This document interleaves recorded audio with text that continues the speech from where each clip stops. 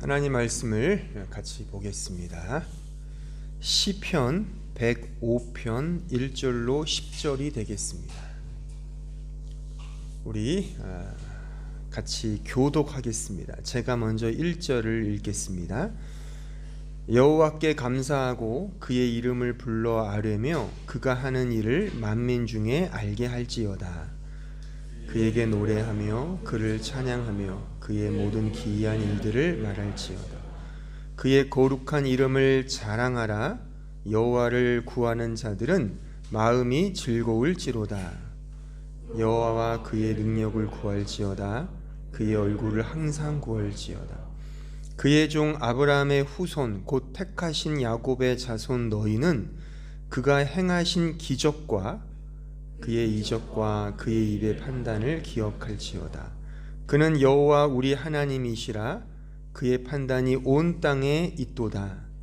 그는 그의 언약 곧 천대에 걸쳐 명령하신 말씀을 영원히 기억하셨으니 이것은 아브라함과 맺은 언약이고 이삭에게 하신 맹세이며 야곱에게 세우신 율례 곧 이스라엘에게 하신 영원한 언약이라.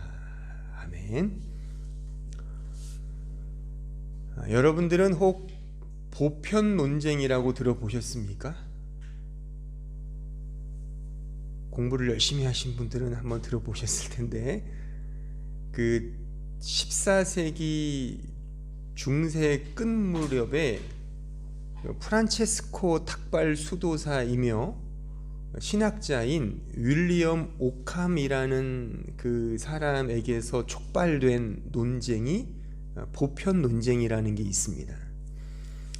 그러니까 중세 시대 1000년을 이렇게 좌우했던 핵심적인 사상이 스콜라 철학이거든요. 그 스콜라 철학에 대항한 사람이 이 윌리엄 오캄이라는 수도사이며 신학자입니다. 그러니까 중세 1000년을 지배했던 그 스콜라 철학의 핵심이 실제론인데, 그게 뭐냐면 모든 보편은 실제한다라고 하는 그런 개념입니다. 모든 보편은 실제, 쟤는 이예요. 실제한다. 이에 반하여 윌리엄 오캄은 어떻게 말했냐면, 보편이라는 것은 다만 이름뿐이다. 실제 존재하는 것은 하나의 개체, 하나의 인간, 그 사물 개체만이 보편적으로 존재하는 것이다. 실제 우리가 알고 있는 이런 개념들은 다 그냥 이름뿐이다라고 하여 그가 주장하는 이론을 유명론이라고 부르는 거예요. 그래서 실제론과 유명론의 논쟁을 보편 논쟁이라고 그러는 겁니다. 이 유명론이 얼마나 매력적이냐면 가령 이런 겁니다. 비둘기, 까마귀, 독수리, 새지 않습니까? 그러니까 새라고 하는 그 개념은 단지 이름뿐이고, 실제 새는 비둘기, 까마귀, 이런 독수리, 이런 개체가 진짜 새이다. 그러니까 뭉뚱그려 새가 있는 것이 아니라 하나의 개체만이 존재할 뿐이다. 이렇게 강조하는 겁니다. 그 까마귀와 독수리와 비둘기라는 그 개체가 갖고 있는 공통의 특징, 그걸 개념적으로 그냥 실제한다, 보편적 개념이다라고 하여 그냥 이름만 있는 것뿐이지, 실제 존재하는 것은 비둘기, 까마귀, 독수리, 그런 개체만이 실제 존재하는 거 아닌가. 그러니까 그렇게 주장을 한 겁니다. 이것이 우리 기독교로 들어오면 어떻게 되냐면, 보세요. 알레테이아, 진리죠. 아가페, 사랑인데, 유명론에 의하면 이런 사랑이나 진리는 사실 막연한 이름만 있다는 겁니다. 뭐가 있냐면, 실제 그런 개체적인 행동만이 진짜 진리이고 사랑이라는 거예요. 따라서 가난한 사람이 있는데 그들에게 내 호주머니에서 $100를 꺼내서 주는 이 개체적 행위가 아가페다 그겁니다.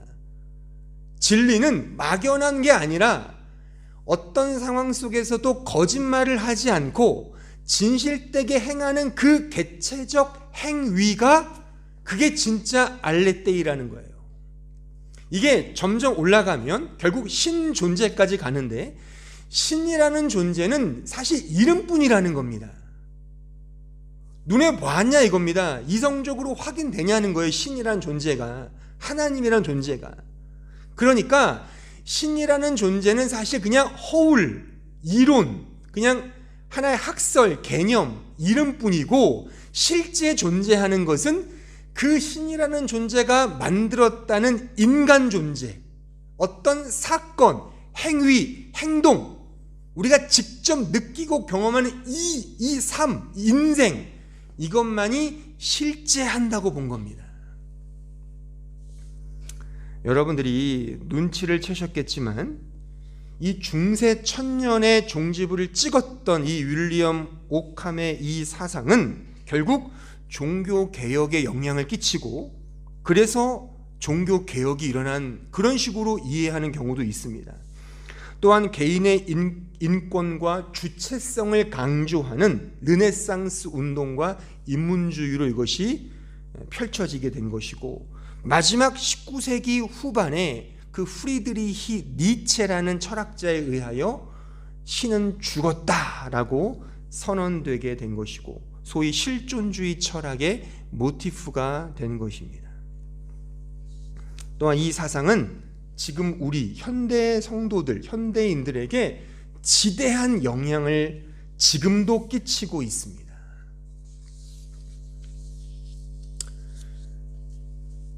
가령 우리가 신앙생활을 하면서 성도들이 가장 고민하는 게 뭡니까? 여러분들이 아마도 매 주일마다 예배를 드리고 설교를 듣고 말씀을 배우고 또한 사랑방 모임을 통해 말씀을 나누면서 아마 이런 식의 생각을 할 겁니다. 지금 선포되는 이 진리와 말씀, 교회에서 회자되는 이런 용어들이 과연 지금 나라는 이 개체와 무슨 관계가 있는가? 사랑방에서 나누는 말씀과 대화가 전혀 자신에게 와닿지 않는데 그게 뭔 소용이 있는가? 이런 식의 생각과 고민, 그래서 가지는 불평과 불만 가져본 적 없으십니까? 너무 교회가 말하는 내용들은 너무 추상적이고 너무 모호하고 너무 개념적인 것 같아. 지금 나의 실생활과는 너무 무관한 것 같아. 이런 식의 생각의 저변에는 오캄의 이론이 담겨져 있는 거예요. 소위 이성적 예리함을 가리켜 오캄의 면도날이라고 말하는 거예요. 오캄의 면도날, 그 예리한 이성적 면도날을 가지고 추상적인 모든 것들을 다 쓸어버리라는 것, 가장 개체적인 것, 이성적으로 판명 가능한 것만이 결국 남는다는 것입니다. 그러니까 지금 나와 어떤 관련이 있느냐만 남아야 된다는 것입니다. 심지어 지금 내가 여기서 무엇을 할 수 있고 무엇을 해야 하는 그것만 남는 것입니다. 이 오캄의 이성적 면도날을 가장 잘 휘두른 사람이 이 독일의 그 유명한 철학자 임마누엘 칸트인 것입니다. 이 사람이 신존재 증명에 관련된 글 속에 이런 비유로 말을 해요. 인간이 신이라는 존재를 이해한다는 것은 얼마나 얼토당토 않는 그런 논리냐면, 마치 자신의 가계부에 수입과 지출란이 있잖아요. 그 수입란에, 수입 총액란에 0이라는 공짜를 몇 개 더 붙이는 것과 같다라고 그는 그렇게 말했어요. 한번 생각해 보세요. 가계부를 쓰시는 분 있으십니까? 가계부를 쓰는데 수입란에 이렇게 0이라는 단어를, 이 숫자를 몇 개 더 넣으면 어때요? 기분이 좋죠. 내 가계부 수입이 원래 100만 원인데 그 공을 몇 개 더 넣어서 1억, 10억이면 숫자만 봐도 와, 내가 수입이 이렇게 많구나, 기분 좋잖아요. 말하자면 이 칸트에 의하면 신이라는 존재를 증명하는 게 마치 이거와 같다라고 그렇게 아주 노골적으로 신랄하게 비판한 겁니다. 그러니까 신이 있든 없든 단지 가계부에 영 하나를 더 붙이는 그 정도의 만족, 그 정도의 어떤 희망, 그게 종교의 신이 우리 인간에게 주는 만족감이라고 그는 설파한 것입니다. 자, 보세요. 이런 맥락에서 오늘 설교의 제목을 한번 보세요. 오늘 저는 설교의 제목을 성도의 영원한 감사라고 그렇게 정해봤습니다. 영원한 감사. 윌리엄 오캄의 논리나 칸트의 논리로 보거나 이 현대인의 관점에서 보면 이 제목만큼 허황되고 허무맹랑한 주제는 없을 것입니다.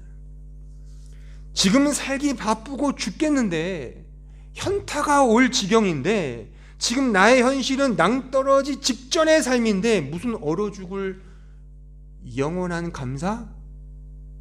설득이 안 되는 거예요. 천국, 그 감사, 영원한 나라 너무 좋죠. 천국 너무 좋죠. 근데 지금 현실이 지옥인데 언제일지도 모르는 그 머나먼 천국 이야기가 지금 내 마음에 어떤 울림이 있겠냐고요.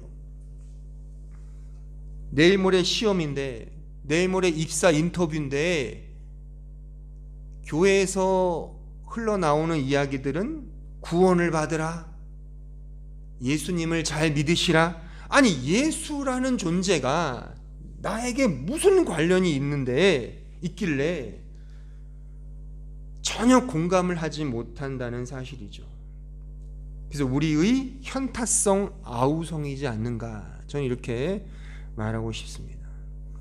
이러하기에 현대 교회의 신앙 주류는 오캄의 면도날로서 모든 신적인 개념들을 다 몰아내고 아주 클리어하고 매우 깔끔한 논리로 이 신앙의 구도를 지금 만들어가고 있는 형국에 있습니다.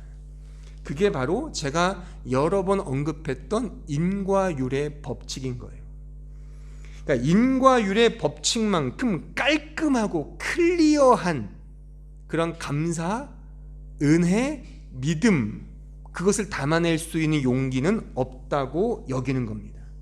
또한 문자적으로, 물론 성경을 문자적으로 보면 이런 식으로 이해할 법한 내용도 매우 있습니다.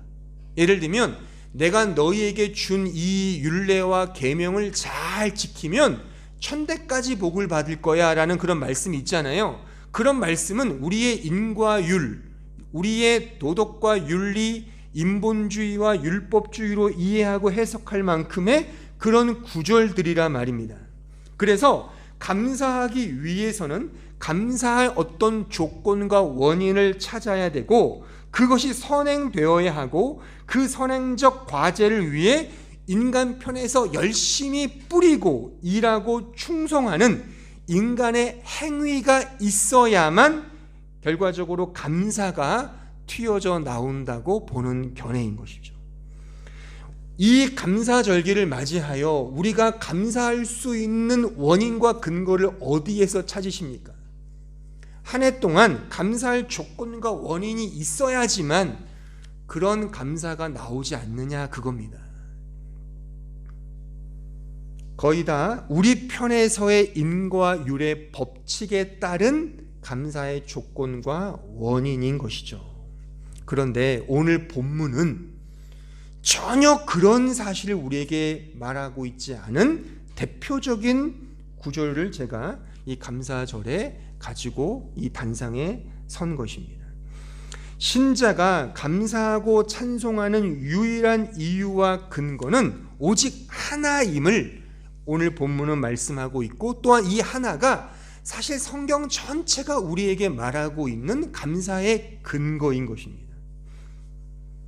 오늘 본문에서 시인은 여호와께 감사하고 그를 자랑해야 함을 강조하면서 그 이유와 근거를 하나님께서 행하신 그 그의 모든 기이한 일들, 그가 행한 기적과 이적이라고 명시하고 있고, 문맥에 의하면 그것을 어떻게 받고 있냐면 아브라함과 이삭과 야곱과 맺은 그 언약이라고 말씀하고 있습니다. 따라서 우리가 감사해야 할 영원한 감사의 내용과 근거는 바로 영원한 언약이다, 이렇게 말할 수가 있습니다. 이 언약에 의해 우리는 감사하고 찬송하는 것입니다. 우리 편에서의 어떤 이유와 원인과 근거가 있는 것이 아니라, 그러니까 인과율의 법칙이 아닌 겁니다. 하나님께서 우리를 위해 행하신 어떤 그 일, 그 언약, 그 기쁘신 뜻, 그것에 근거하여 우리가 드러내는 감사, 찬송, 기쁨이라고 하는 말씀인 것입니다. 자, 에베소서 1장 3절에 가보시죠. 찬송하리로다 하나님 곧 우리 주 예수 그리스도의 아버지께서 그리스도 안에서 하늘에 속한 모든 신령한 복을 우리에게 주시되 곧 창세전에 그리스도 안에서 우리를 택하사 우리로 사랑 안에서 그 앞에 거룩하고 흠이 없게 하시려고 그 기쁘신 뜻대로 우리를 예정하사 예수 그리스도로 말미암아 자기의 아들들이 되게 하셨으니 이는 그가 사랑하시는 자 안에서 우리에게 거저 주시는 바 그의 은혜의 영광을 찬송하게 하려는 것이라.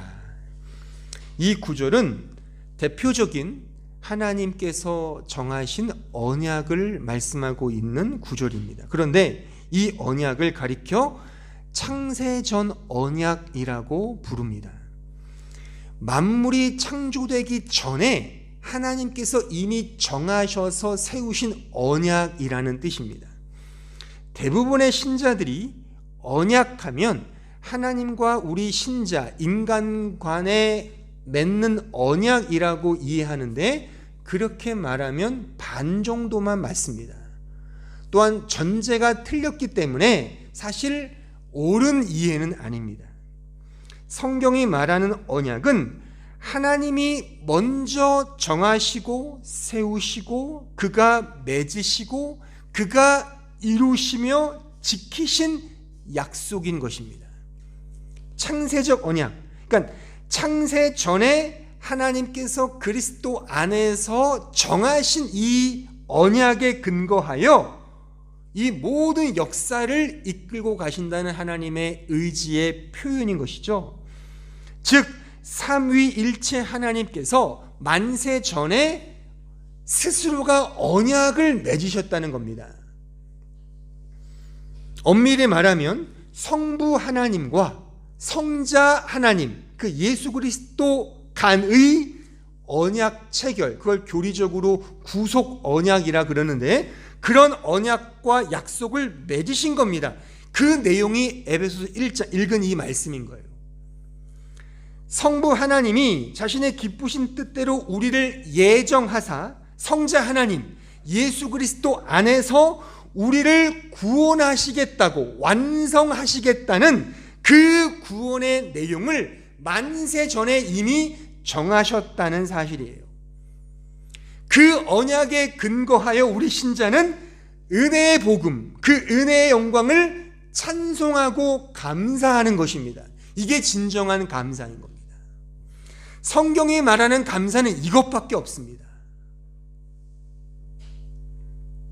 자, 그러면 이 창세전 언약을 어떻게 하나님이 성취하셨습니까?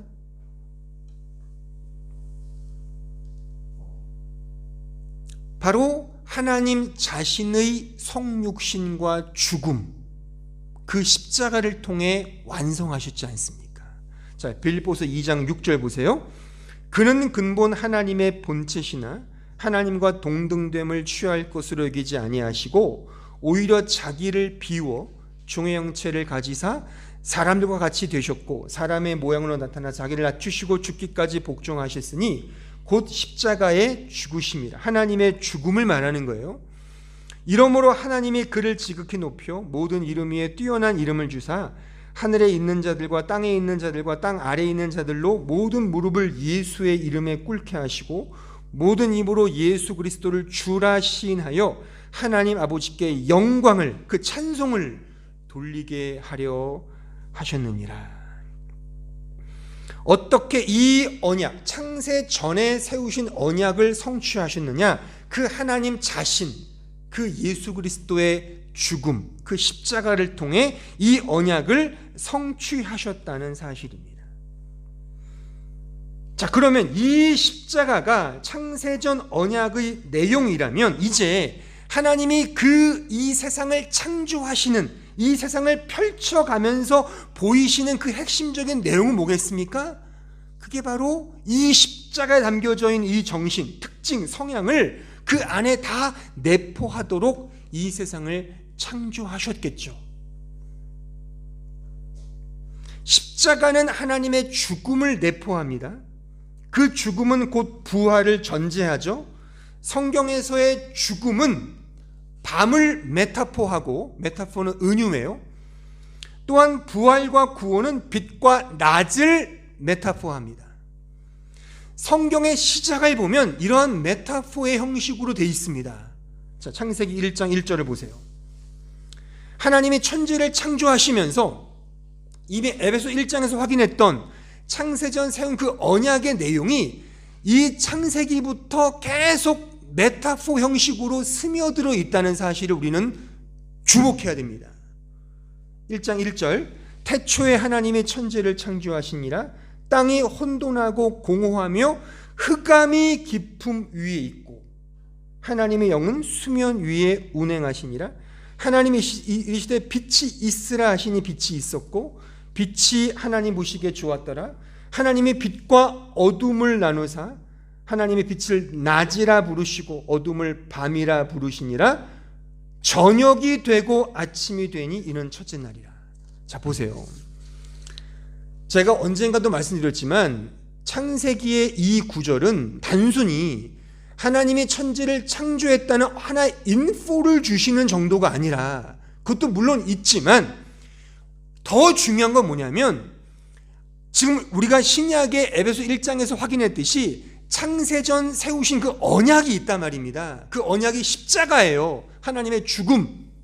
근데 그 하나님의 죽음을 통해 이 세상을 구원하시겠다는 그 의지, 그것을 어떤 식으로든 설명하고 있는 겁니다. 그래서 이 창세기 1장부터 시작이 뭐로 시작합니까? 시작이 어둠으로 시작하잖아요. 어둠으로 시작하여 빛을 만드시는, 이것이 우리 교회와 신자들에게 주는 메시지가 있다는 겁니다. 자, 베드로전서 2장 9절을 보세요. 그러나 너희는 택하신 족속이요 왕같은 제사장들이요 거룩한 나라여 그의 소유가 된 백성이니 이는 너희를 어두운 데서 불러내어 그의 기이한 빛에 들어가게 하신 이의 아름다운 덕을 선포하게 하려 함이라. 보세요. 어두운 데서 불러내어 빛의 자녀가 되는 게 구원의 메커니즘이에요. 이게 패러다임, 이게 흐름이란 말입니다. 이 흐름이 결국 하나님의 죽음으로 완성이 되잖아요. 십자가로. 그러면 그 십자가가 모든 천지 창조, 심지어 우리의 존재됨 속에도 이 DNA가 다 스며져 있다는 겁니다. 그러니까 창세기 1장부터 어둠으로부터 빛을 드러내시는, 굳이 밤이 되고 아침이 되는 식으로 설명한단 말이죠. 그냥 아침이 왔다라고 말할 수 있는데 이걸 히브리어 원어로 보면 명확해요. 하나님의 의도가 스며져 있는 겁니다. 이게 뭐냐? 창세전 언약, 내가 세운 그 언약, 나의 죽음, 십자가, 그 죽음이 그 안에 서려져 있고 그걸 통해 이 세상을 구원하겠다는 하나님의 놀라운 경륜이 이 안에 스며져 있다는 것입니다. 바로 예수 그리스도의 십자가, 그 하나님의 십자가, 그 죽음, 그것을 통해 이 세상을 창조하시고 그 언약을 통해 이 세상을 이끌고 어거해 가시겠다는 그 하나님의 열심과 의지가 이 안에 스며져 있는 것입니다. 창세전 영원한 언약은 우리의 이성으로는 결코 이해할 수 없는 은혜의 영역에 속하는 내용입니다. 아무리 옥함의 면도날을 겨누고 세워도 결코 이해할 수 없는 영역입니다. 다만 우리에게 맞추어 알려주신 그 계시의 한도 내에서 믿음으로 알 뿐인 것입니다. 영원한 언약은 시작만 있고 끝이 없는 것이 아니라 이미 하나님 안에서 확보된 상태로 주어졌어요.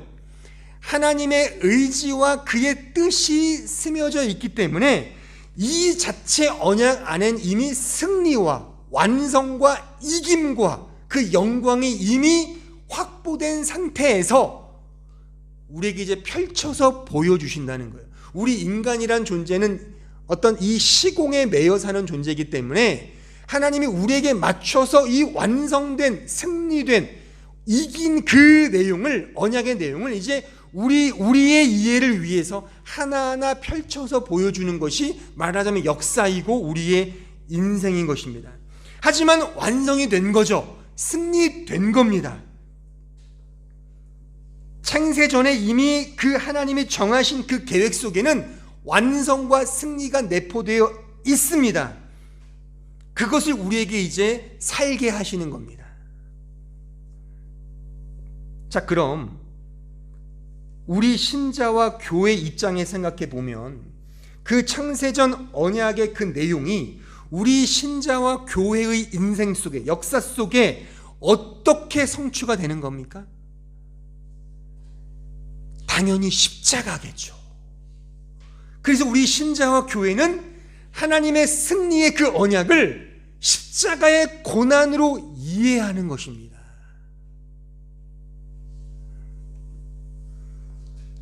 신자와 교회는 그 영원 전에 세워진, 그 창세 전에 세워진 그 언약의 내용, 그 성취가 십자가잖아요. 당연히 우리의 인생과 역사 속에서도 그 십자가를 통해 성취되고 신자와 이 교회의 인생 속에 십자가로 채워지는 삶으로 영위된다는 사실입니다. 십자가는 말 그대로 고난이며 고통이며 실패이며 좌절이며 낙심이며 낭망입니다. 하지만 그 십자가는 영원한 언약에 근거하기 때문에 이미 하나님 편에서의 이김과 승리와 영광과 완성입니다. 이중적이죠. 그것을 신자는 우리가 사는 이 현실 속에서 고난으로 학습되고 이해되고 경험하는 법이죠. 근데 우리는 이 현실 속에서 믿음으로 그 너머에 있는 하나님의 승리와 하나님의 이김과 하나님의 영광을 통해 거기서 터져 나오는 그 감정적 정서가 감사요, 기쁨이요, 찬송인 것입니다. 이것이 성도의 영원한 감사입니다. 성경은 모든 성경의 이야기와 내러티브와 사건과 인물들이 다 이 내용입니다. 나이브하게 말하면 성도, 모든 신자와 교회의 인생은 이런 하나님의 방식을 통해, 이게 하나님 나라의 존재 방식이거든요. 그러니까 만세 전에 정하신 그 언약의 성취가 십자가이고 그 십자가를 우리를 경험케 하시는 그 과정이 인생이고 우리 역사라면 이게 하나님의 나라의 존재 방식이고 양식인 겁니다. 운행 양식인 거예요. 따라서 신자와 교회는 반드시 이 고난과 십자가를 경험할 수밖에 없습니다. 한번 잘 생각해 보세요. 이게 하나님 나라의 존재 방식이고 양식이기 때문에 그 양식과 방식이 십자가라면 그 나라에 속해 있는 그의 백성은 반드시 필연적으로, 절대적으로 그 십자가를 경험하게 되어 있는 것입니다.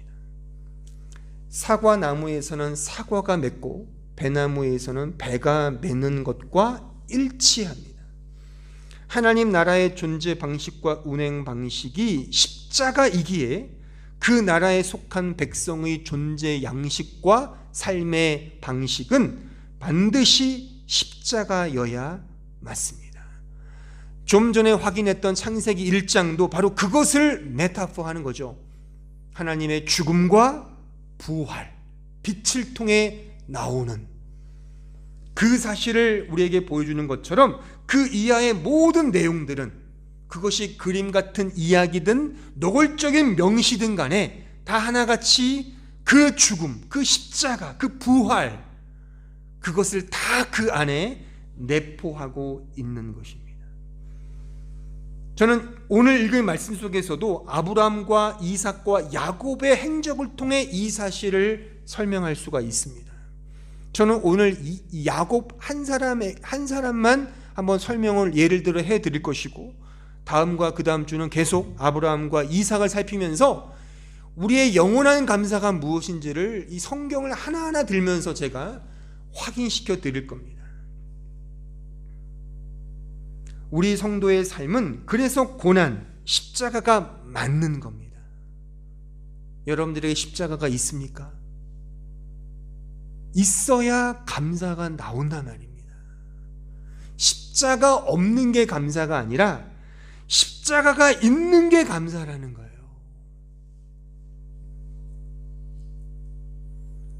야곱을 보죠. 야곱을. 자, 창세기 32장 22절 보세요. 자, 이 이야기를 통해 지금 제가 설명한 이 내용이 어떻게 맞아 떨어지는지를 제가 설명해 드리겠습니다. 밤에, 시작도 밤이에요. 우리는 성경의 축자 영감을 믿습니다. 글자 하나하나에 하나님의 영감이 서려 있음을 믿거든요. 그냥 이 단어가 쓰인 게 아닙니다. 왜 이 단어, 왜 이 배경이 쓰였는지를 연구하는 거. 그 신학자들이 하는 거예요. 이 주경학자들이. 야곱의 스토리가 밤으로 시작해요. 밤에 일어나 두 아내와 두 여종과 11 아들을 인도하여 야복 나루를 건널세 그들을 인도하여 시내를 건너가게 하며 그의 소유도 건너가게 하고 야곱은 홀로 남았더니 어떤 사람이 날이 새도록 야곱과 씨름하다가 자기가 야곱을 이기지 못함을 보고 그가 야곱의 허벅지 관절을 치매 야곱의 허벅지 관절이 그 사람과 씨름할 때에 어긋났더라. 그가 이르되 날이 새려하니 나로 가게 하라. 야곱이 이르되 당신이 내게 축복하지 아니하면 가게 하지 아니하겠나이다. 그 사람이 그에게 이르되 내 이름이 무엇이냐? 그가 이르되 야곱이니이다. 그가 이르되 내 이름을 다시는 야곱이라 부를 것이 아니요 이스라엘이라 부를 것이니 이는 내가 하나님과 및 사람들과 겨루어 이겼음이니라. 야곱이 청하여 이르되 당신의 이름을 알려주소서. 그 사람이 이르되 어찌하여 내 이름을 묻느냐 하고 거기서 야곱에게 축복한지라. 그러므로 야곱이 그곳 이름을 브니엘이라 하였으니 그가 이르기를 내가 하나님과 대면하여 보았으나 내 생명이 보존되었다 함이더라. 그가 브니엘을 지날 때에 해가 돋았고 그의 허벅다리로 말미암아 절었더라. 그 사람이 야곱의 허벅지 관절에 있는 둔부의 힘줄을 쳤으므로 이스라엘 사람들이 지금까지 허벅지 관절에 있는 둔부의 힘줄을 먹지 아니하더라. 자, 이 스토리의 핵심은 그러니까 이 야곱의 이름이 이스라엘로 바뀌었다는 그 내용이에요. 이스라엘은 하나님과 싸워서 이겼다, 승리했다라는 뜻이거든요. 근데 보세요. 야곱이 정말 승리했습니까? 야곱은 졌어요. 그의 허벅지 관절, 환도뼈인데 환도뼈는 남자의 상징, 힘의 근원, 그 씨가 남자의 씨가 담긴 그 주위를 감싸고 있는 근육을 말하는 거예요. 그것이 아작이 난 겁니다. 그래서 평생 야곱은 절뚝거리며 절름거리며 살아가는 존재로 가는 겁니다. 그러니까 이 자체는 실패예요. 근데 하나님이 이겼답니다. 이겼다고 그의 인생을 주신단 말이죠. 거기서 야곱의 인생이 시작되는 거예요. 어떤 의미에서? 그는 실패했지만 그가 실패한 이유를 그는 이렇게 고백을 해요. 그 이후에 그 야곱이 이렇게 고백을 하거든요. 창세기 47장 7절 보세요. 요셉이 자기 아버지 야곱을 인도하여 바로 앞에 서게 하니 야곱이 바로에게 축복하매 바로가 야곱에게 묻되 내 나이가 얼마냐? 야곱이 바로에게 이르되 내 나그네 길의 세월이 130년이니이다. 내 나이가 얼마 못 되니 우리 조상의 나그네 길의 연조에 미치지 못하나 험악한 세월을 보냈었나이다 하고 야곱이 바로에게 축복하고 그 앞에서 나오니라. 이게 야곱의 자기 인생을 돌아보는 고백의 한 모습입니다. 뭐라고 말합니까? 나는 험악한 세월을 살았습니다, 이거예요.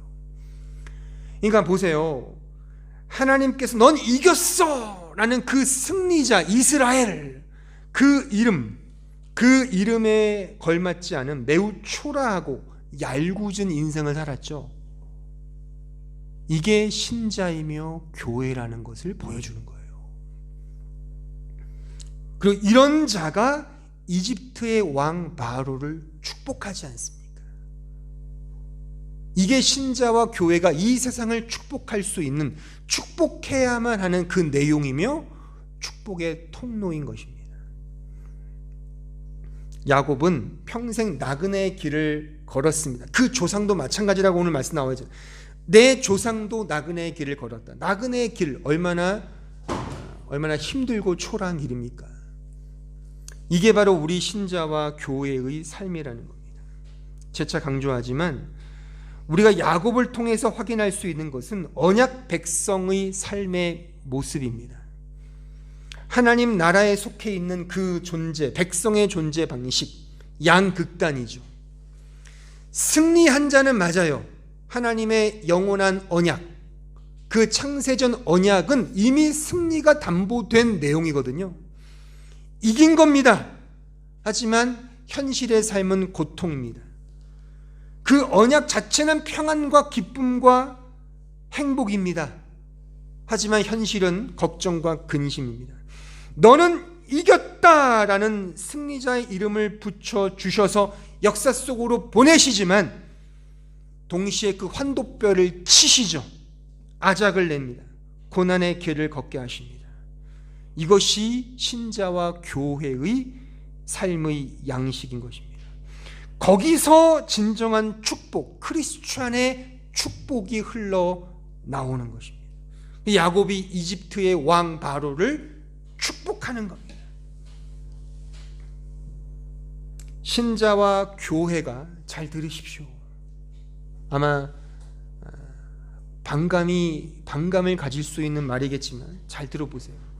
신자와 교회가 성공해서 세상에 빛이 되고 소금이 되며 세상을 변혁시키는 동력이 되는 것이 아니라 그 반대로 망하고 실패하고 고난과 고통을 당하여, 즉 십자가를 지는 고난의 길을 걸으면서 그 십자가로 말미암아 세상을 축복하는 통로로 쓰임받는 자가 신자와 교회라는 사실입니다.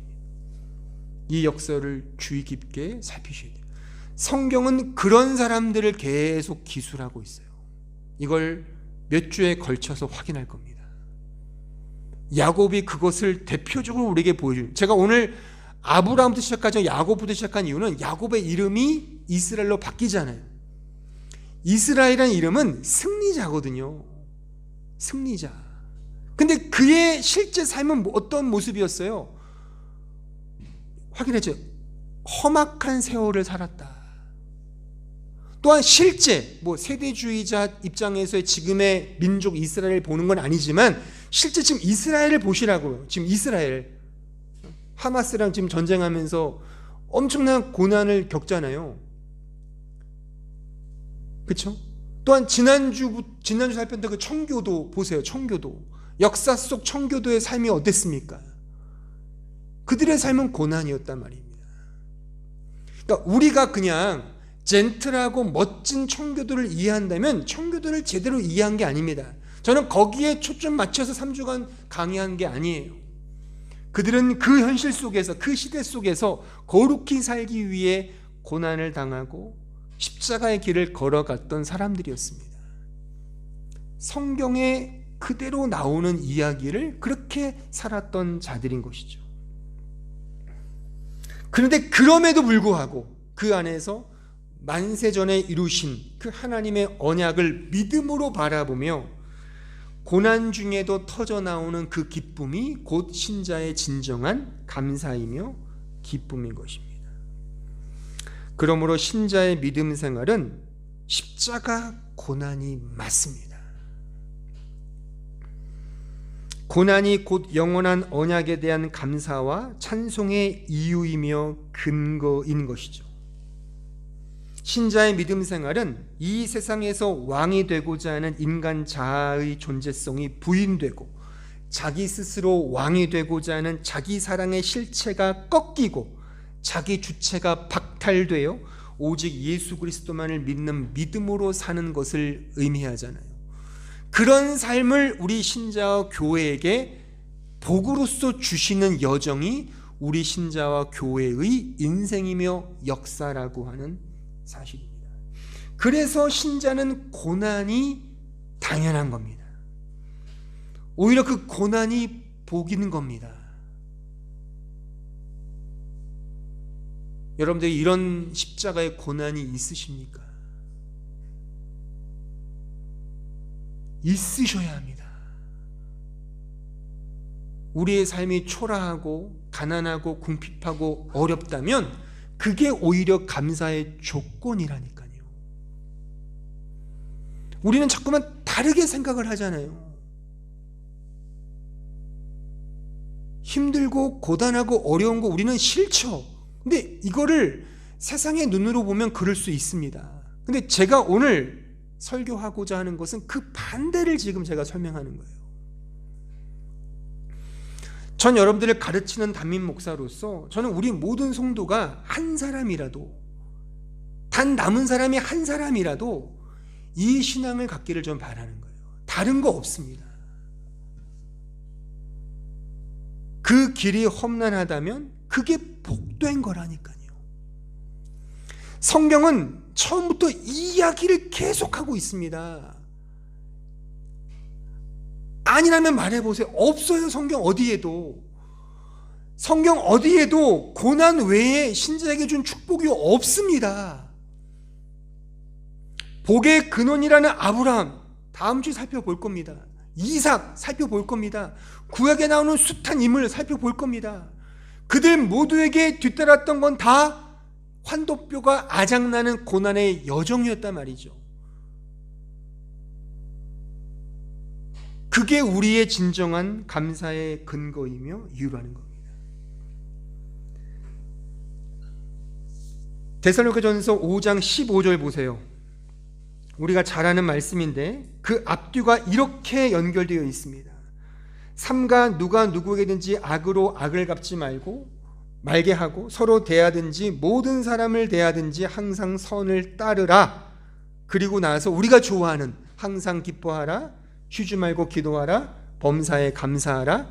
이것이 그리스도 예수 안에서 너희를 향하신 하나님의 뜻이니라. 그리고 나서 또 문맥이 어떻게 이어지냐면 성령을 소멸하지 말며 예언을 멸시하지 말고.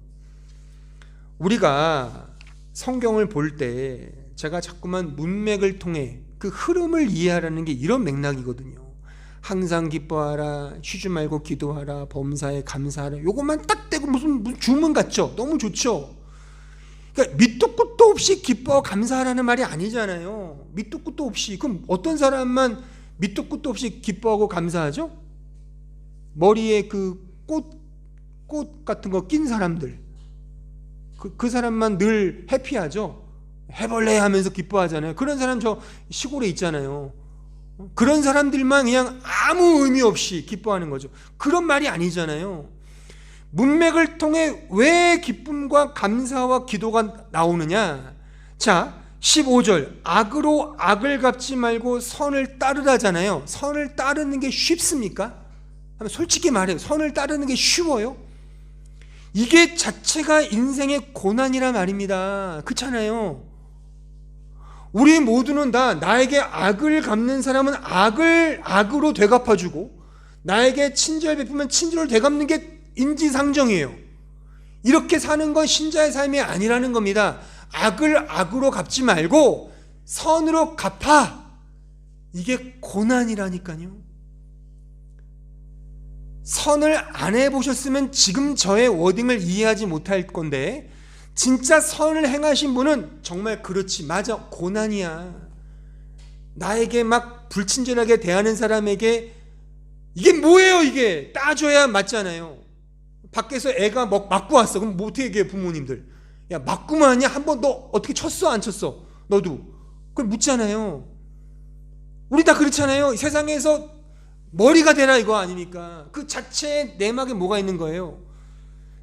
쟤네들을 이기고 네가 1등이 돼야 돼. 그러니까 자본주의 사회에서 1등은 말하자면 다른 사람을 짓밟고 일어서는 거지 않습니까?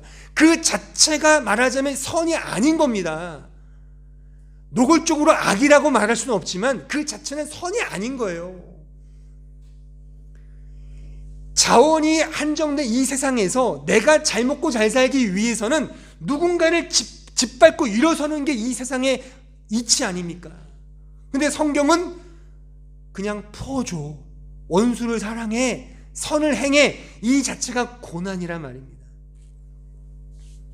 19절 성령을 소멸치 말라. 성령은 뭐예요? 성령의 열매. 이게 선이잖아요. 사랑, 희락, 화평, 오래 참음, 자비, 양손, 충성, 절제. 이 성령의 9가지 열매가 이 선이잖아요. 같은 말입니다. 20절 예언을 멸시하. 예언이 뭐예요? 앞으로를 내다보는 통찰과 식견이 예언이니까 그런 거 아니에요. 예언은 오늘 제 설교를 말하면 이미 확보된 만세전에 이루신 그 언약을 미래적으로 바라보는 믿음의 관점이 예언이에요.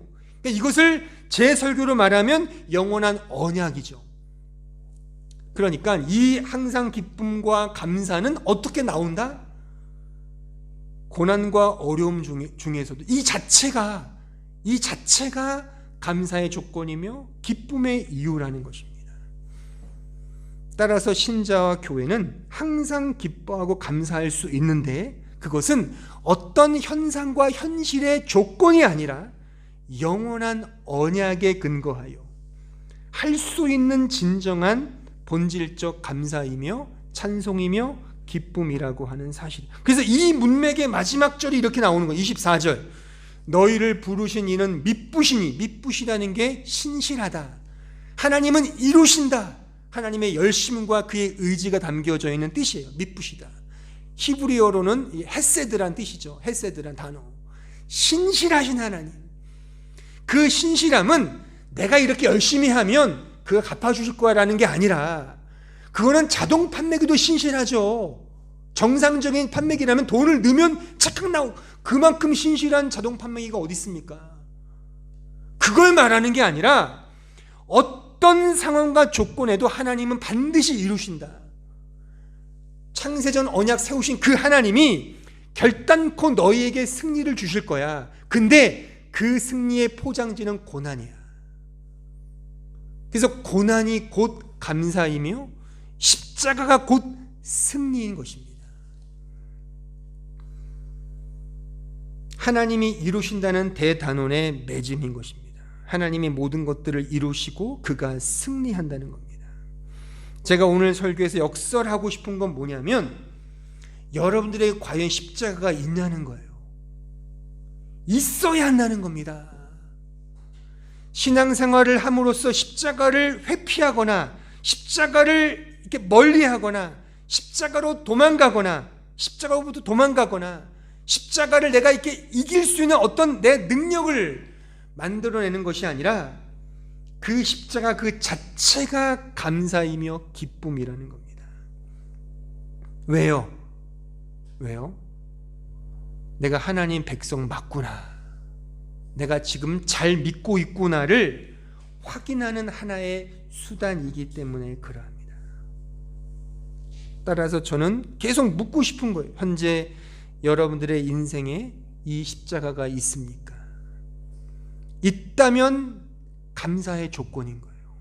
십자가로 인해 감사하며 찬송하는 것 자체가 성경이 말하는 진정한 감사이며 기쁨이라고 하는 사실을 우리는 꼭 기억해야 하는 것입니다. 우리의 찬송과 감사의 영원한 조건은 바로 십자가예요. 하나님이신 예수님도 그렇게 그 길을 걸어가셨고 역사상에 존재했던 이 성경의 역사에 존재했던 모든 신자들도 이런 길을 걸었고, 또한 교회사의 모든 믿음의 선진들도 이 길을 걸어갔고, 또한 지금도 우리가 걸어가야 할 길인 것입니다. 이 영원한 언약, 그것 때문에 영원한 감사가 터져 나오는 것입니다. 아무쪼록 사랑하는 우리 모든 성도들, 이 믿음의 눈으로 여러분들의 인생과 존재를 보셔서 이 세상의 관점으로는 결코 확인할 수 없고 이해할 수 없지만, 지금 제가 설교한 이 내용을 가지고 우리 인생을 바라보므로 그 어떠한 상황 속에서도 하나님께 감사하며 감사할 수 있다는 이 진리를 마음에 품고 하루하루 살아내시는 주의 거룩한 백성들이 되기를 진심으로 바랍니다. 기도하겠습니다. 은혜로우신 아버지 하나님, 오늘 말씀을 통하여 이 감사절기에 진정한 감사의 조건과 그 근거가 무엇인지를 더 분명하게 확인하였습니다. 바라옵기는 이 설교의 내용이 우리 모든 신자들 마음속에 잘 새겨지게 하시사, 정말 이 세상에 살기 때문에 가지는 많은 오해와 많은 유혹이 있지만 신자는 반드시 승리하게 된다는 이 사실을 마음에 품고, 그 승리의 길이 바로 십자가의 길이라는 사실을 또한 마음에 품고 이 길을 걸어가면서 찬송하고 기뻐하는 주의 백성들 될 수 있도록 축복해 주시고 인도하여 주시옵소서. 예수님의 이름으로 기도하옵나이다.